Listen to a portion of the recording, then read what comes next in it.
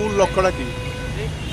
আজকে অভিযানটা বিশেষ করে যে ইলেকট্রিক অটোগুলি যেহেতু পঞ্চায়েতের অটো, শর্ট পারমিট অটো যেগুলি আছে, মানে আউট পারমিট অটো, ওইগুলোই এগেনস্টে আমরা আজকে মূলত ট্রাফিকের অভিযান।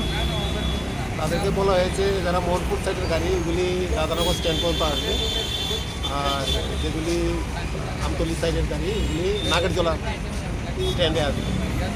আর জিরানিয়া সাইডের শর্ট পারমিট অটো বা আউট পারমিট অটো বা ইলেকট্রিক অটোগুলি চন্দ্রপুর বাস স্ট্যান্ড পর্যন্ত আসবে।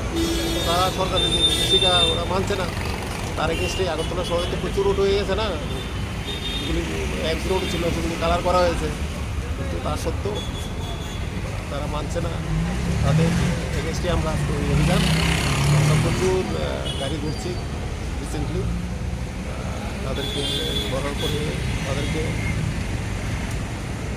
ফাইন করা হচ্ছে এবং তাদের গাইডলাইন কীভাবে কতটুকু আসতে পারবে, কোন গাড়ি কতটুকু আসতে হবে, কীভাবে আসতে হবে শহরে।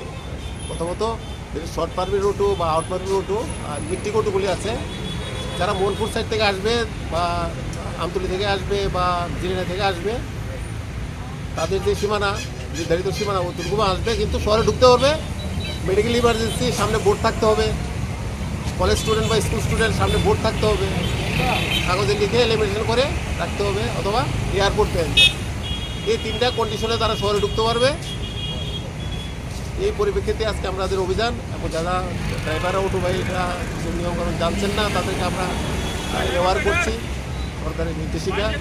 তো আগামী দিনে এই অভিযান জারি থাকবে।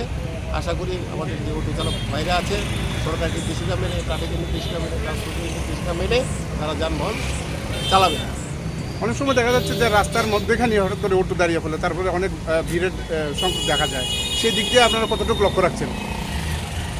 আমরা যেসব আগরতলা শহরে যে মেইন প্রায় জাংশনগুলি আছে এখানে ট্রাফিক ডেভেলপমেন্ট আছে, আর বাকি তো সব জায়গায় ট্রাফিক নেই। তারা দেখা যায় অনেক সময় রাস্তার মধ্যে প্যাসেঞ্জার ড্রাইভারকে ডাকে, রাস্তার মধ্যে দাঁড়িয়ে যায়।